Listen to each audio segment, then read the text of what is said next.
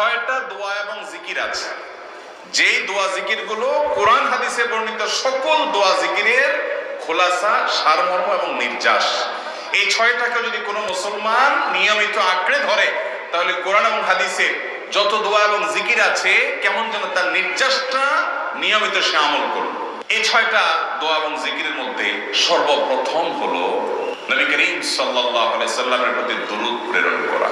নবীজি সাল্লাল্লাহু আলাইহি সাল্লামের প্রতি দুরূদ প্রেরণ করার আমল এরকম আমল, আপনি যদি সারা দিনে শুধুমাত্র নবীজির প্রতি দুরূদ প্রেরণ করার আমলটাই জিকির হিসাবে সবচেয়ে বেশি করেন, দোয়া হিসাবে যদি এটাই আপনি সারাদিন করতে থাকেন, তো আপনার জন্য যথেষ্ট হবে, আল্লাহর কাছে আর কিছু না চাইলেও চলবে। ইস্তেগফার এটাও বেশি বেশি করতে হবে। যে ব্যক্তি ইস্তেগফারকে আঁকড়ে ধরবে, এটাকে কন্টিনিউয়াসলি করবে, ইস্তেগফার কখনো ছাড়বে না, সবসময় তার মধ্যে ইস্তেগফার অব্যাহত থাকবে, ওই ব্যক্তিকে আল্লাহ রাব্বুল আলামিন বিভিন্ন পেরেশানি থেকে সারপ্রাইজড হওয়ার মতো এমন এমন পথ বের করে দিবে যে সে চিন্তাও করে নাই।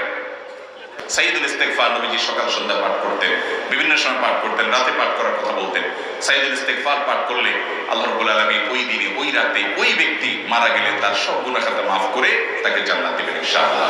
অতএব ভাইরা আমার, ইস্তেগফার বেশি বেশি করতে হবে, চেষ্টা করব না ইনশাআল্লাহ ইস্তেগফার করা।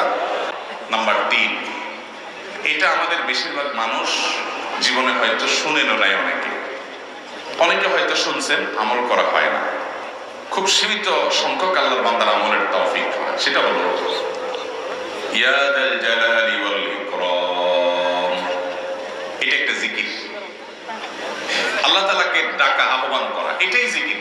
ইয়া যাল জালালি ওয়াল ইকরাম। নবী করিম সাল্লাল্লাহু আলাইহি সাল্লাম বলেছেন, আলিযু বিয়া যাল জালালি ওয়াল ইকরাম। তোমরা ইয়া যাল জালালি ওয়াল ইকরাম এটাকে আঁকড়ে ধরো, এটাকে নিয়মিত করো, বেশি বেশি করে বলতে থাকো এটাকে, সব সময় এটাকে মুদাওয়ামাতের সাথে কন্টিনিউয়াসলি এটা বলতে থাকো, ইয়া যাল জালালি ওয়াল ইকরাম।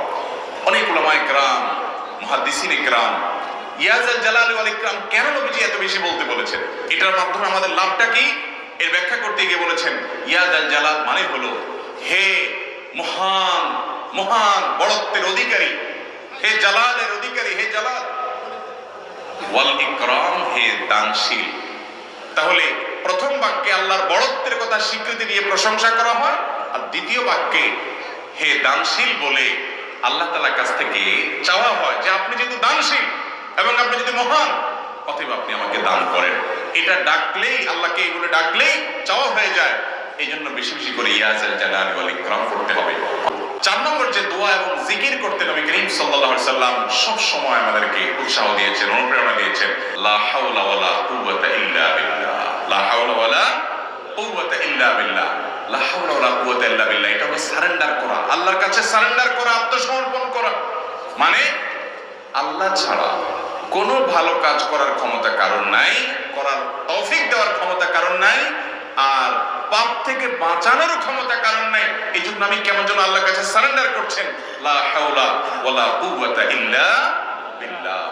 কোন অবস্থা, কোন সামর্থ্য এগুলো কারোর কাছে নাই, শুধুমাত্র কার কাছে আছে, আল্লাহর কাছে আছে। এই অর্থ বুঝে আপনি লা হাওলা ওয়ালা কুওয়াতা ইল্লা বিল্লাহ বেশি বেশি পাঠ করবেন। 5 নম্বর আমল হলো দোয়া ইউনুস। দোয়া ইউনুস জানা আছে তো? লা ইলাহা ইল্লা আনতা সুবহানাকা ইন্নী কুনতু মিনাজ জালিমিন। ভাইরা আমার, অর্থের দিকে তাকায়া মাঝে মধ্যে মোবাইল টোবাইল সব ফালায় রেখে একটু আল্লাহর সাথে কথা বলবেন, আল্লাহর সাথে একটু কানেক্টেড হওয়ার চেষ্টা করবেন, আল্লাহর সাথে একটু সংযুক্ত হওয়ার চেষ্টা করবেন। ডিসকানেক্টেড তো পুরো লাইফটা কাটাই দিলেন, একটু কানেক্টেড হওয়ার চেষ্টা করেন। প্রতিদিন কিছু সময় বসে জিকির করেন, চলতে ফিরতে একটু আল্লাহকে সময় দেন, আপনি উপকৃত হবেন, আপনার কল্ব জিন্দা হবে, আমল নামাজ সওয়াবে পরিপূর্ণ হবে। লা ইলাহা ইল্লা আনতা সুবহানাকা ইন্নী কুনতু মিনাজ জালিমিন অর্থের দিকে তাকান, কত মর্মস্পর্শী। লা ইলাহা ইল্লা আনতা, আল্লাহ আপনি ছাড়া কোনো সত্যিকারের মাহবুব নাই, উপাস্য নাই। সুবহানাক, আপনি পবিত্র, আমি আপনার পবিত্রতা জ্ঞাপন করছি। ইন্নী কুনতু মিনাজ জালিমিন, তবে আমি সেই সব মানুষদের অন্তর্ভুক্ত যারা নিজের প্রতি নিজে জুলুম করেছে, অবিচার করেছে, অন্যায় করে আমার নিজের পায়ে নিজে কুড়াল মেরেছি বহু। অতএব আপনি আমাদের প্রতি রহম করেন। এই দোয়া পাঠ করে আপনারা সবাই জানেন আল্লাহর একজন নবী, তিনি জীবনের সবচেয়ে কঠিন পরিস্থিতির মুখোমুখি হয়ে পড়েছেন যে বিপদ থেকে উদ্ধারের কোনো পথ ছিল না। দুনিয়াবী সকল সিস্টেম বলবে যে সমুদ্রে নিক্ষেপিত হয়ে বিশাল বড় সমুদ্রে প্রাণী মাছের পেটে চলে গেলে সে মানুষ আবার বাঁচে কিভাবে, মুহূর্তের ভিতরে তো মারা যাবে অক্সিজেনের অভাবে। এটাই দুনিয়ার সিস্টেম বলে। আল্লাহ তাআলা অলৌকিক ভাবে, অলৌকিক লৌকিক সিস্টেমের ঊর্ধ্বে রেখে আল্লাহ তাআলা তাকে এই বাক্য পাঠ করার কারণে এর মাধ্যমে আল্লাহ তাকে মুক্তি দান করেছেন। 6 নম্বর হলো সুবহানাল্লাহ, আলহামদুলিল্লাহ, লা ইলাহা ইল্লাল্লাহ, আল্লাহু আকবার। এই বাক্যগুলো দেখবেন ঘুরে ফিরে নবী করিম সাল্লাল্লাহু আলাইহি ওয়াসাল্লাম সারাদিন পড়তেন। 5 ওয়াক্ত নামাজের পরে 33 বার দেখবেন। আবার দেখবেন সকাল সন্ধ্যায় সুবহানাল্লাহি ওয়া বিহামদিহি 100 বার, সুবহানাল্লাহি ওয়া আলহামদুলিল্লাহি আল্লাহু আকবার 100 বার। আবার এগুলো মাঝে মধ্যে 10 বার, রাতে শোয়ার সময় 33 বার।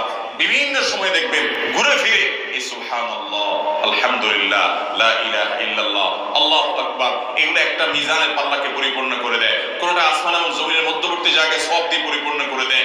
এত বেশি ফজিলতপূর্ণ জিকির।